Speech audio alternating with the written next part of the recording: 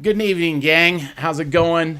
Welcome to After the Buzzer here on Hive State Hockey on YouTube. My name is Keith Schertz. I was the play-by-play voice for the Brigham Young University Cougars hockey team before all the madness happened there, and also worked and helped out folks over at Utah Valley University, and have had many years of watching hockey, love it, and really excited about hockey coming here to the state of Utah with the Utah Hockey Club. And tonight, Utah Hockey Club finds its way to to loss, of course. They snatch defeat tonight. They're on their way to victory. I did the same thing that Utah Hockey Club did to everybody else. We all thought that the victory, had to swallow that and take the L tonight. So they go down to the New York Islanders. They split the season series. Again, my name's Keith Schertz. If this is your first time with us here on After the Buzzer, I just want to take an opportunity now to welcome you. Hello, new friend. I'm glad you're here. And if you are back if you're back with us again, welcome. I see that Scott's here. Car Wash is here. Congratulations on coming back. We love to see you here. I really appreciate it. And it's clear to me that you have exceedingly fine taste. Utah Hockey Club goes down. Late goal by Matthew Barzal dooms the Utah Hockey Club to defeat tonight by a score of 2-1. And it was disappointing, right? It was a disappointing game. Let me catch up on chat real quick before we go into some of the things that I'm thinking about.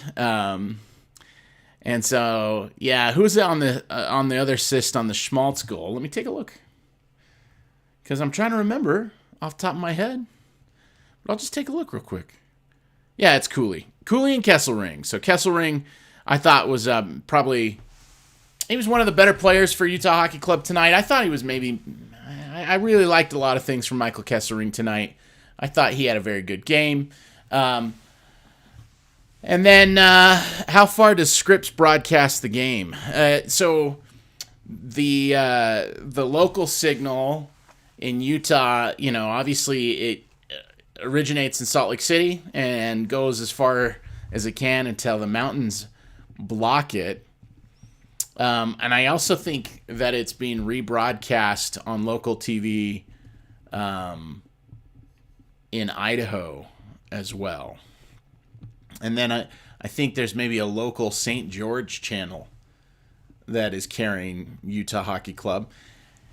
And I believe there's a big competition to try to gather in Phoenix as well. So I think that they're on TV down in Phoenix as well on terrestrial television. So if you have your rabbit ears, you can watch the Utah Hockey Club in all those locations. There's a map that you can find, but yeah, I know across kind of, Idaho, Utah, and Arizona, it's being broadcast in those places. Finding it in those places is kind of difficult in different times. So anyway, so that's kind of one of the important things that we're taking a look at this season is how to watch the game. Obviously, the way I'm watching it is to use I'm trying to follow up with the opportunity to I watch it on SCG Plus. So no, I haven't heard back on getting Ryan Smith on. It'll happen one day. Thanks for the belief there, Car Wash. I like it. Hey, so one of the things that I wanted to just take a look at in relation to tonight's hockey game is I think the big takeaway is welcome back, Connor Ingram. Connor Ingram tonight faces a New York Islanders team that's been playing a lot better recently. They have, again, they've been playing better hockey as they come into the game. And tonight, he faces 32 shots. He makes 30 saves on those 30 shots. So that's not too bad. In fact, it's actually good. I think overall those numbers you would be happy with. A 938 save percentage that should be good enough to win. So the story really shouldn't be about Connor Ingram, other than to say like he played solid. He made a few good saves, but the bigger question for me tonight is about why only one goal. Clayton Keller had so many really good opportunities, but only technically ends up with one shot on net. But he had many opportunities to really put something on net and have difficulty there. It's crazy that he got outshot by Liam O'Brien, especially when you think of all the power play minutes that Clayton Keller played tonight. I thought Clayton Keller had kind of a down game. He was kind of frustrating tonight. The team in front of Connor Ingram did not do what they needed to do in order to enable the Utah Hockey Club to come away with the win. So I just want to say that first. And also, I think Connor Ingram played quite a game from the raw standpoint. However, here we go. Did I qualify it enough? I think both of those goals were kind of Connor Ingram like making a mistake in the details. So it's hard when you save 30 out of 32 and you take away so many of their scoring chances. Like, it's hard to be. But the two that went in my opinion, were kind of soft goals. The first goal that was scored by the Islanders was scored on the back door, and Brock Nelson was able to go beneath the goal line and find his way back into the weak side post there. And, Dominic Moore was quite clear in saying that was because Connor Ingram lost track of where all the attackers were. And so when Anders Lee made that nice pass that looked like a shot and it was reacted to as a shot or like he thought it was going to be wide, Ingram didn't move and get into the net and make his move. Now, look, goaltending is like impossible, and unless you are a goalie and like obsessed with goalie, it's hard to give like great analysis on what goalies ought to have done. But in that circumstance, that looked like, I agree with Dominic Moore, it looked like Connor Ingram didn't think there was a player on that far side, so he didn't bother to go post to post. He instead saw the puck as wide, and then when the puck ended up on the stick of Brock Nelson, Brock Nelson had the most open net he might see all year. So there's that.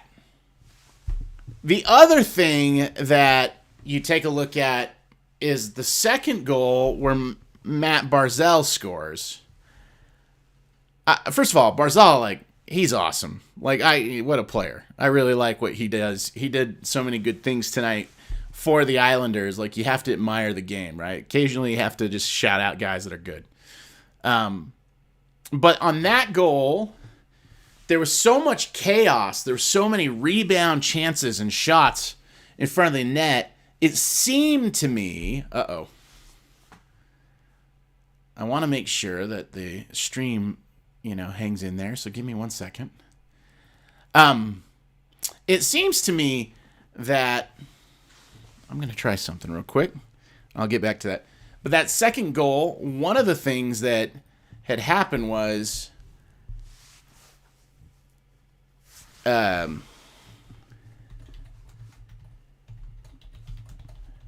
Okay. Is it working a little better? I hope it is.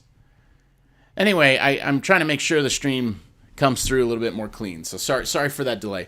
On the second goal given up by Connor Ingram, I thought it was an instance in which he saw all the traffic in front, saw that he had handled a couple rebounds, saw a bunch of players just trying to whack at... Thanks, Scott. Appreciate the feedback on that. Sorry for the delay in it, but I I saw a couple things on my screen that were making me nervous. So thank you for that.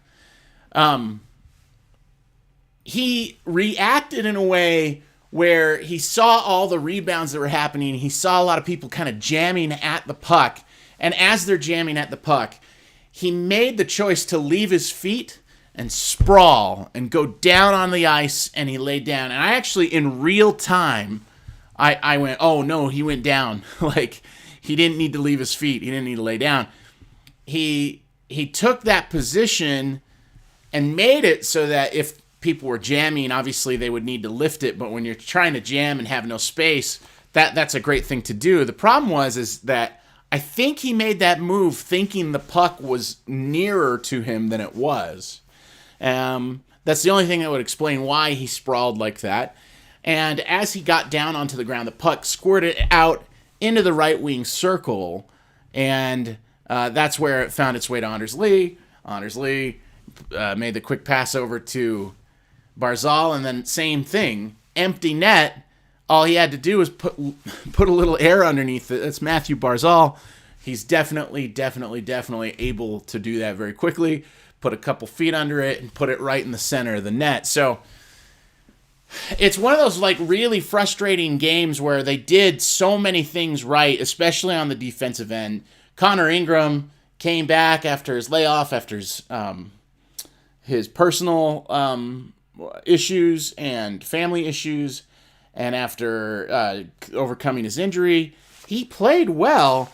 I just think that the 2 goals that he gave up were kind of on him, that you need your best defensive player to be your goalie, and if the goalie is not sure that Brock Nelson is on the far side post, like that is a difficult thing to live with. And then beyond that, if the goalie, breaks one of the fundamentals, which is you do not leave your feet, right, unless you're going into the butterfly, which he didn't do, and you don't go your feet and lay down flat on the ice unless you're going to lay on top of it, or you have the ability to go, you're making the dive to secure the puck. He did neither, and so now he's laying flat on the ground, and there's a bunch of other bodies in front of him, and the next thing you know, the Islanders have a goal with 2 minutes left in the game. So, a really frustrating result for Utah Hockey Club, because they did everything right for 30 minutes of the game, except for, and now this is the part where we talk about the finishing, that Scripps should be broadcasting the games in Arizona. They should. And I also think you get in Vegas Golden Knight games there too in Arizona. So you can either watch a team that's winning lots of games, or you can watch a team that's inconsistent. You can watch the Zombie Coyotes here in Utah. By the way, not a bad name. For all the names that have been thrown out there, now calling them the Zombie Coyotes, that's pretty, first of all, it's pretty gangster. I think, given the way we kind of ripped that team from Arizona, and all that, that's just, I don't know if it makes everyone in Arizona hate the new team, but it would be it'd be awesome in a weird way. I think, Zombie Coyotes. Yeah, but the late Barzal goal was a dagger, indeed. Yep, that's what buried the Utah Hockey Club. A couple minutes left. Another thing to talk about there is they keep bringing it up as, there's only 2 teams in the entire NHL who've never scored by bringing on an extra attacker. So whenever there's been a delayed penalty, or they just decide to go empty net late in a game to try to get a late goal, Utah Hockey Club's the only team that hasn't been able to generate a goal with an extra attacker on the ice. And I think part of that is like, it's the same issue that they had earlier the year on the power play, in which what's happening is the other team just puts 5 on the dice, If you look at the number 5 on the dice, right, there's the 2, 1 in the middle, and then 2 below. The other team just pack in the 5 on the dice. They compact that. Yeah. People are referring to this as an expansion team. I don't get it. It's relocation. I think technically it's being called an expansion team only as a new franchise, only because Alex Morello wanted to keep Arizona Coyotes branding, name, and history. And so, because of that, in order to do all of that, he still owns the right to the name Arizona Coyotes. He owns the history to the Arizona Coyotes. If there is going to be another franchise tried again in Arizona, my understanding is that Alex Morello would have the first opportunity to try to buy the franchise, which is kind of hilarious. And then beyond that, they would still have like Shane Doan's retired jersey and a couple of the, of the division championships that they won over the years. So yeah. Yep. But one of the things when they get on the extra attacker, they are just staying clear to the outside. Like constantly, like clear to the outside. And I think, again, we've talked about this a ton, but if it's me and we're attacking, we're trying to get that go-ahead goal or tying goal with the extra attacker, like the thing you don't want is you don't want to be in a scenario where you're shooting from 35 feet for every single shot. And the other team is sucking it in so tight. And so they need to do things where they go behind the net, where they're ringing around the boards, where they're drawing people out, where they skate close and then they protect the puck and then skate back towards the blue line before they dip it back down towards the goal line. They need to expand out that 5 on the dice defense that the other team is playing, and then they need to get quick passes. But the thing is that, this team, a lot of them, I think, are trying to copy a lot of the things Clayton Keller does really well. And so they hang on to the puck, and they look for angles and kind of skate and look and skate and look. And when you have the extra attacker, you really need to get the puck moving. And you need to pass and make decisions quickly and kind of tic-tac-toe and expand that defense. And what happens instead is that the 5 defenders really don't have to move all that much. They just stay tight and they stay in front of their goalie and they make sure that they, try to take away as many passing lanes as possible with their sticks. And that's why you're not seeing very much guile out of opportunities where there's an extra attacker late in the game.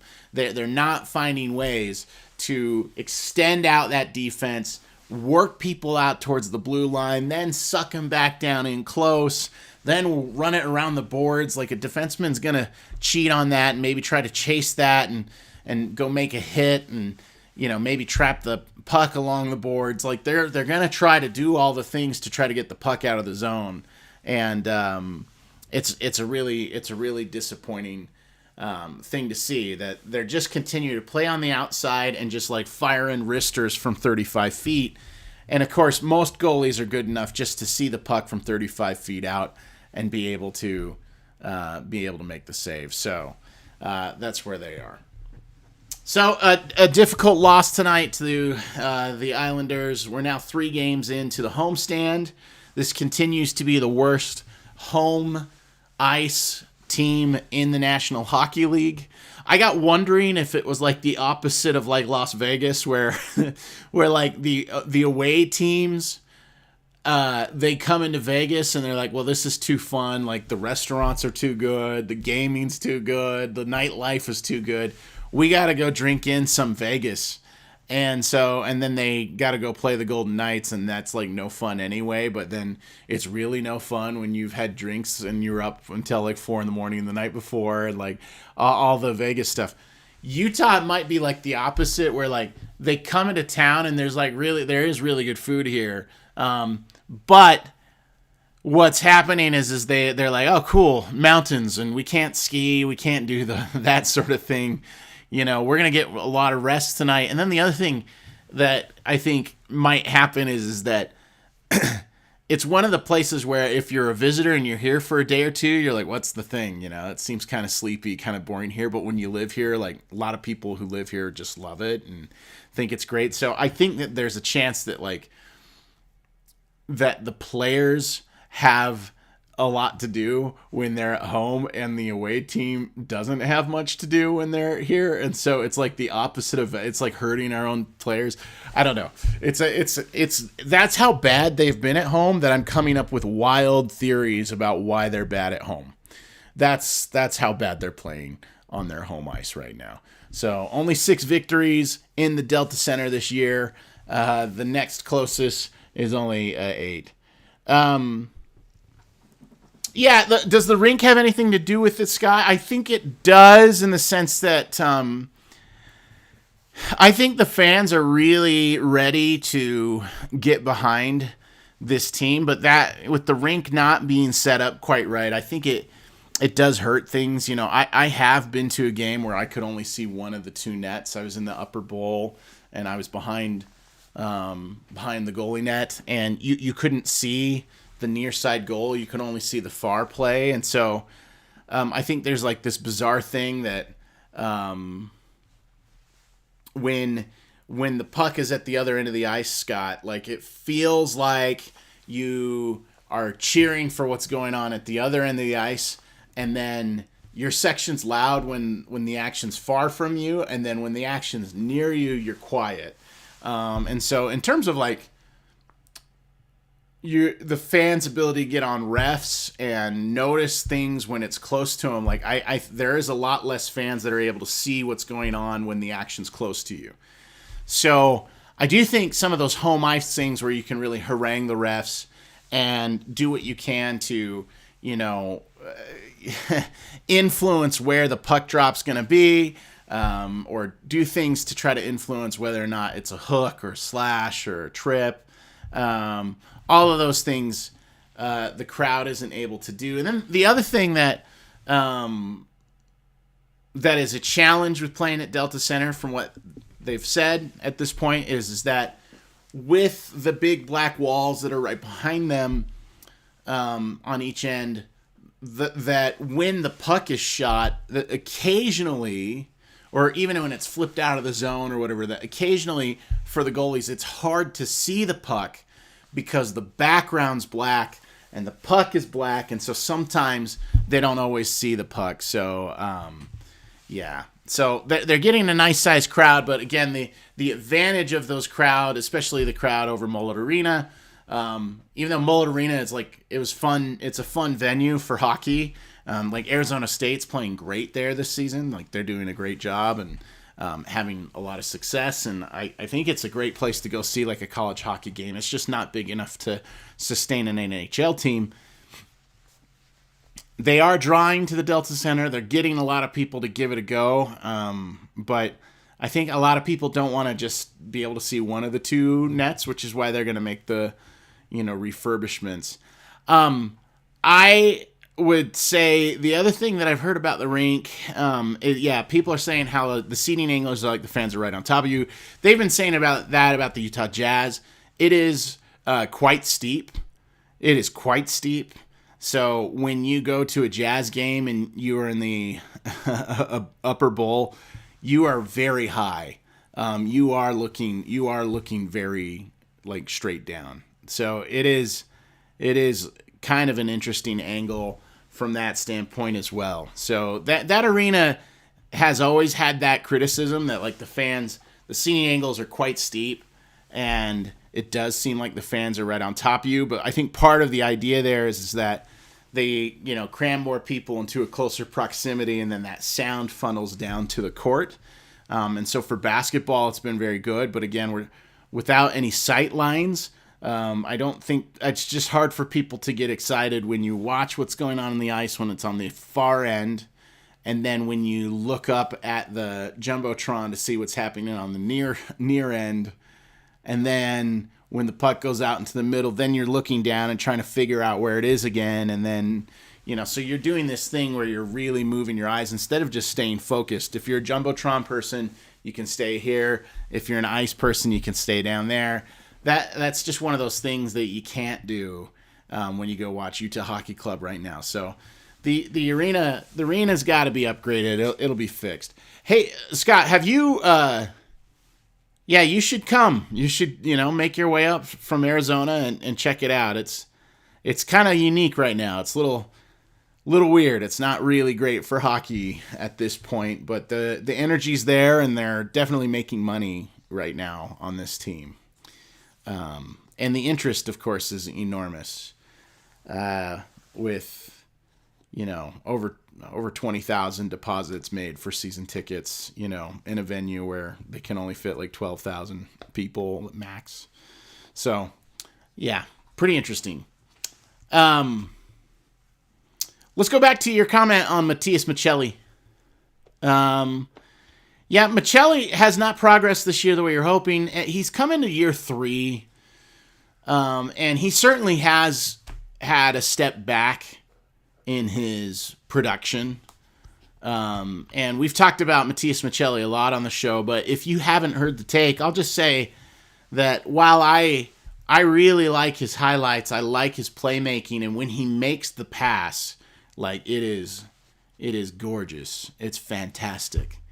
And so I really like what the Finnish winger can do.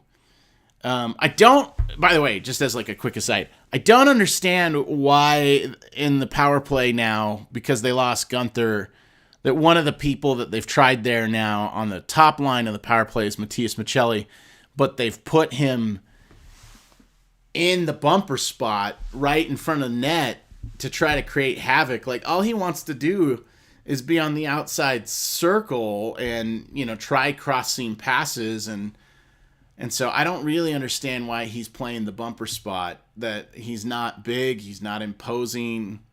When he scores goals, it's not because it's from tip-ins or rebounds.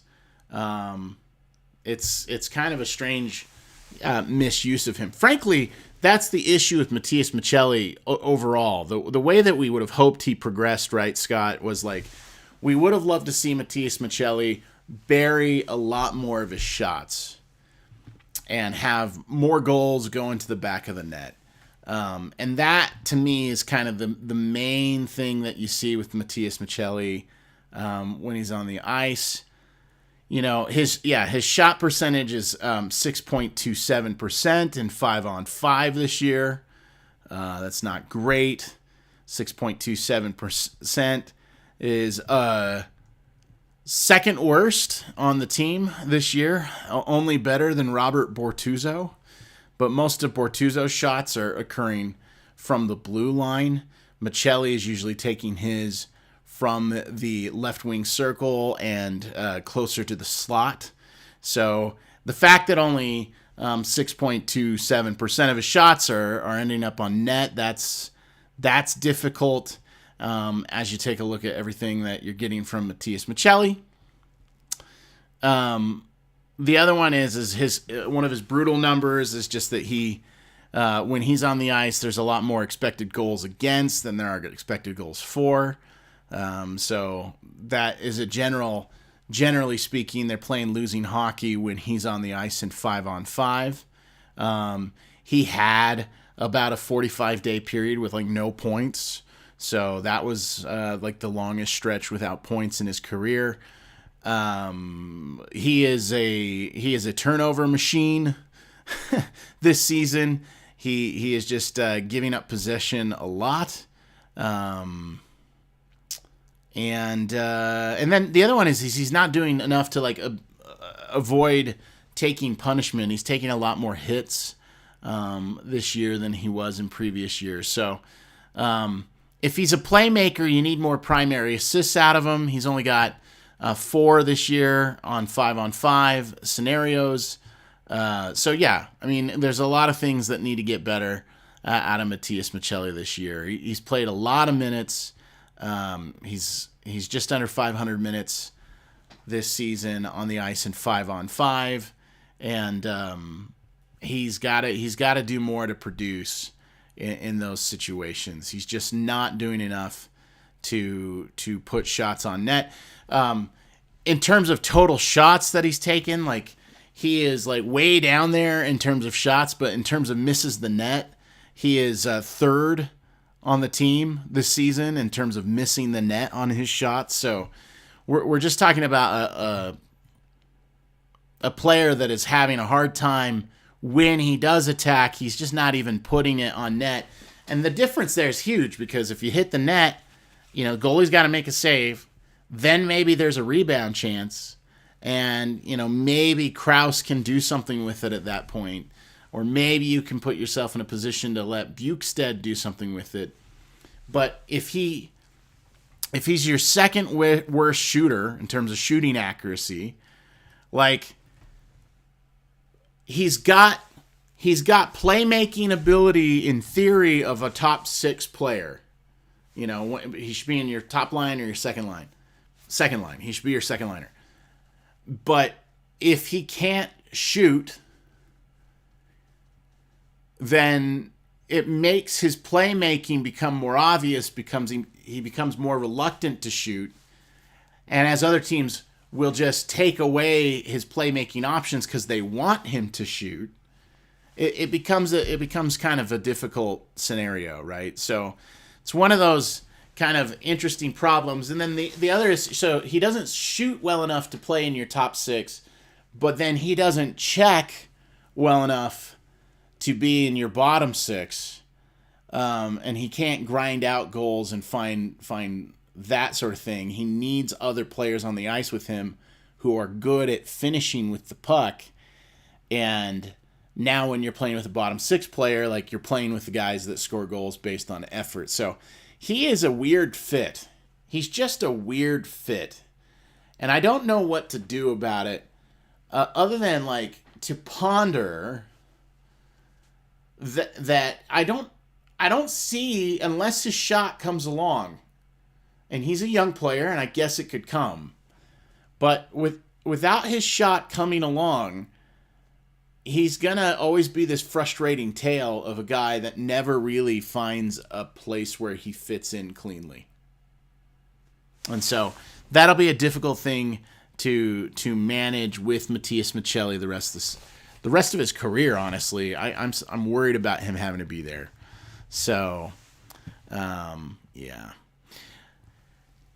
Okay, so yeah, tonight's game against the Islanders, it would have been nice. They had a chance to have the season sweep tonight. I had a trophy all lined up, but no one wins trophies if we lose the game. That's just a rule that we have here at Hive State Hockey. The trophy name that I have is great. It's the John Spano Trophy for owning the Islanders without producing anything.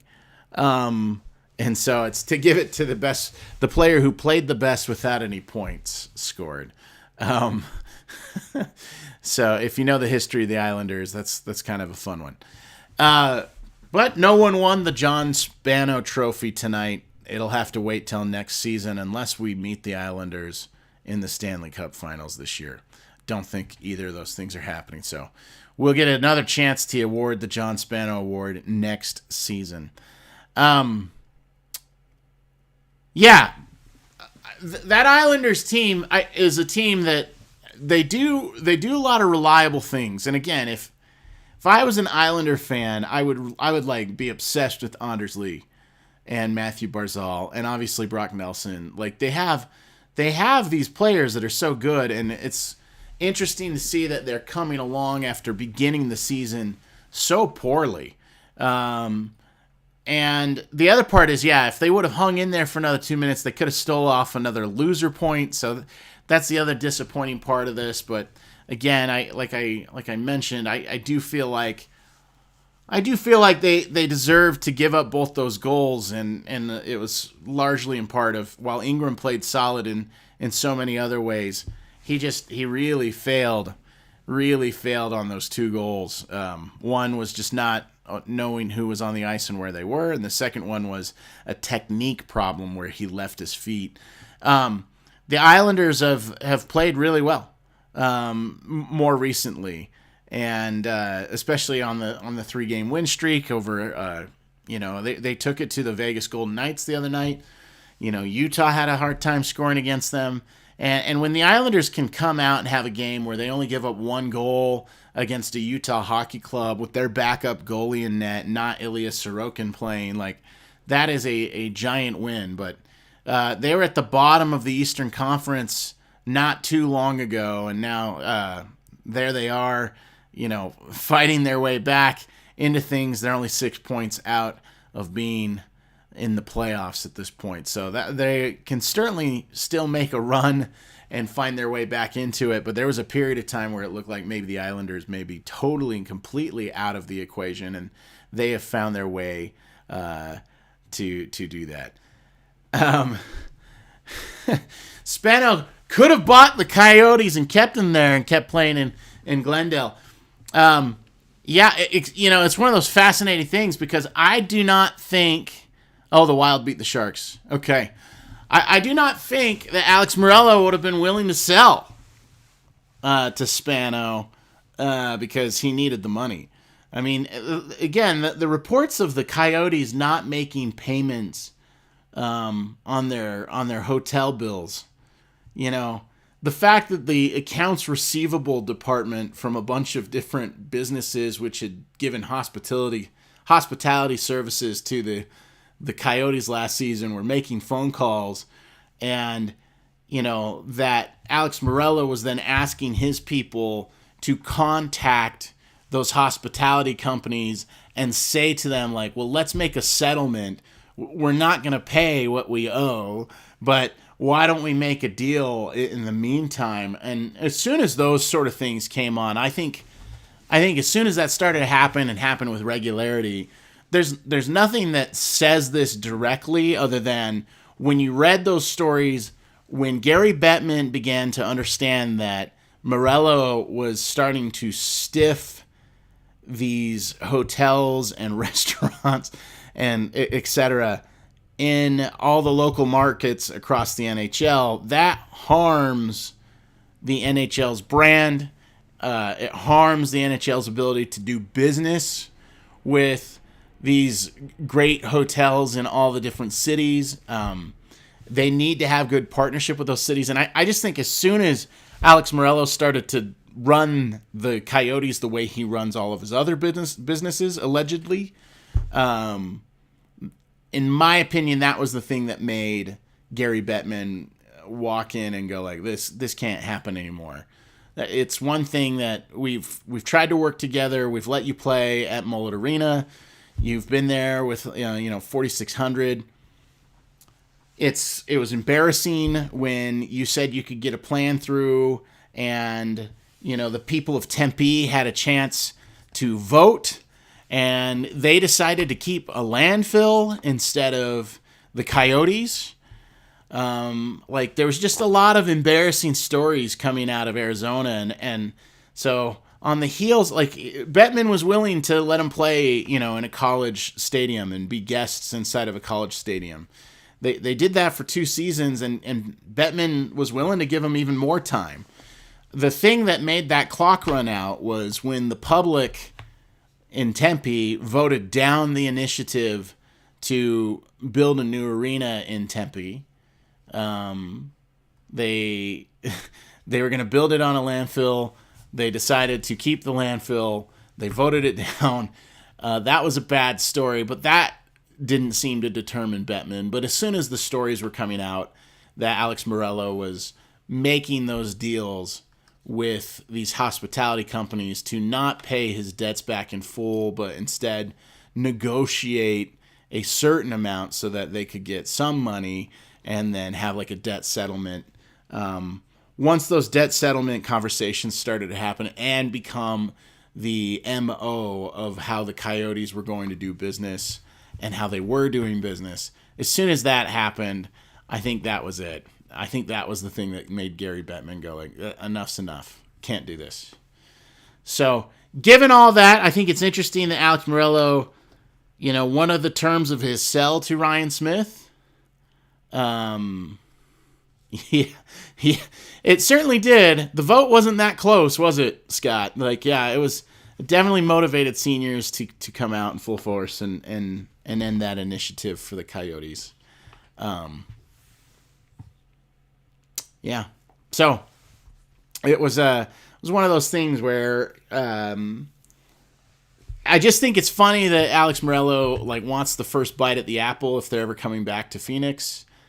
My understanding is he gets the first bite at the apple, but I also think that makes me really concerned about hockey coming back to the desert and being in the valley again. Like I think that if the other NHL owners are going to have to look at a bid to bring an expansion franchise or relocated franchise into Phoenix, and then that means they got to welcome Alex Morello back into their life. Like, I think that's going to be an untenable scenario. So, yeah, it'll be a fascinating thing to watch that continue to go through. It's a good market, and obviously it's such a big market, and it is kind of crazy that it didn't work out there, but and it's so wild because all of like the youth hockey that's there, and like even for girls and stuff, right? The Kachinas and all that. Like I think it's a great infrastructure they have there. They just didn't ever have a product on the ice that made it something that could become an institution down there in Phoenix. And Phoenix, frankly, struggles with all of that. I mean, outside of, the Suns have probably been the best franchise, but the Cardinals are kind of, disappointing and not run in the way that you would hope. And the D-backs are good too. The D-backs are kind of, they have these like, they're really strong for the short bursts, and then they're really, really not good for a long time. Just as like somebody kind of observing from afar. So I will say this: I'm grateful to Alex Morello because it means Utah has that team now, and I get to go see the Utah Hockey Club from time to time, which is great. I'm happy about that. It's been a win-win overall for the league. I think there's no question about it. I think that they're thrilled. They moved from Alex Morello as one of the owners, and now they've got Ryan Smith as one of the owners, and I know that they were, really excited about that. I think most of the NHL owners were already clients of Ryan Smith's Qualtrics business, so they were familiar with him and what his company offers, and I think that was attractive to the other owners in the National Hockey League. So there you go. How about that? Let's talking a little history and going through the move and getting the team in from Arizona. So yeah, a few more things just to kind of take a look at as we continue to watch the season march along. The next Utah Hockey Club game is going to be against the Montreal Canadiens. And Cole Caulfield and Nick Suzuki. I mean, Nick Suzuki, what a player. I love Nick Suzuki. They have, who's the kid? I keep wanting, that guy plays for Seattle. I keep saying, wanting to say Burakovsky, but I can't think of his name. Anyway, young team, lots of talent. They're supposed to be coming along, but it never seems to be coming along, but they had a surprise run to the Stanley Cup Finals a couple years back when they snuck into the playoffs and then made a run in the playoffs because Carey Price got hot, Cole Caulfield got really hot, Suzuki played well, and they got some from like Brendan Gallagher. They got some great minutes there. Just wanted to note, so they're through 42 games this season. Before Matty Beniers, yeah, he plays in Seattle. I'll just look it up real quick. Who's the guy? I'll look it up. This is going to just take me a second.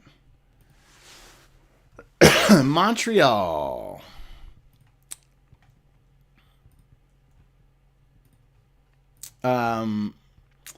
The player. Slavkovsky. Juraj Slavkovsky is the guy I was thinking of. Really good player, prospect player, but regardless, he's supposed to be coming along. So, Slavkovsky, though, is who I was thinking of. Good guesses on a couple Seattle guys, but yeah, no, they're playing Montreal next. So I was going to note though, through 42 games, I had Utah Hockey Club in the video I did before the season. That's on my YouTube page here. I predicted all 82 games. Through 42 games, I had them at 41 wins. Here are 41 points. Here we are, 42 games into the season, and they are at 43 points. So I was very close on that. And we'll see how that goes. They have the New York Islanders next, they played the Islanders. They have the Montreal Canadiens next. They got the Rangers after that. And then they've got the St. Louis Blues, who I kind of feel like, the rivalry with the St. Louis Blues, that kind of feels like the one. When people try to figure out where they're going to be a rivalry, I got a sneaking suspicion that that's the one. And then they got Winnipeg and Minnesota, and that is really difficult. So this game against Montreal is huge. That is a team that maybe they ought to beat. There's some talent there for the Montreal Canadiens. They've got Patrick Laine on their team. Lane Hudson is played very well for them earlier in this season. And anyway, Jake Evans, I like him. I like kind of what he can do on the ice as well. But anyway, as you take a look at the schedule, Montreal is a team that they really need to pick up a win against. They play the New York Rangers following that. And you never know. It's just like you might just get goalied in that game, and that'll be all she wrote. Winnipeg, obviously near the top of the Western Conference. Minnesota, same goes for them, and then another game against Winnipeg. So, that is their next 6 games, and I think there's a very clear path to potentially going 1-5 in that stretch if they're not careful, if they don't find a way to get more goals into the back of the net. So it could be a really tough stretch coming up, even though they have more games at home. You would feel good about the home games, but they've been so bad at home this year that it makes you pretty confident that it's not going to come through for them. So, So in my opinion, maybe the most winnable one is this next game against Montreal, and then maybe the game against the Blues. Blues and Utah Hockey Club are basically the same level of team. They're kind of the exact same thing in a weird way. So, yeah. So I think that's what they're looking at. Those are their 2 most winnable. I know the Rangers have not had an awesome season. I know they're not, technically good. But, again, I just I'm afraid of Igor Shesterkin and what he can do. And I think that beyond that, obviously they've got great players. Panarin and Lafreniere and so on. So I think it's a team that you absolutely need to be terrified of. Although Zibanejad, he's been really terrible this year, so that's been fun in a strange way. All right, that is it. That is all we're going to talk about tonight. Really appreciate you tuning in, hanging out with me, Scott, tonight. Car Wash, always checking in near the beginning of the stream. It was nice to have you around. If you have enjoyed the stream, give it a little thumbs up down below. That would be appreciated. Tell your friends about what we do here. Invite them to subscribe to the channel and check us out and come hang out after the games. Be fun to have a little group of us that get to know each other a little bit and enjoy talking a little Utah Hockey Club after the buzzer. That is it for tonight's stream. Utah Hockey Club loses to the Islanders by a score of 2-1. Matthew Barzal with the game-winning goal with just 2 minutes left. Heartbreaker in Salt Lake City tonight. That is it for this stream, and we will catch you next time.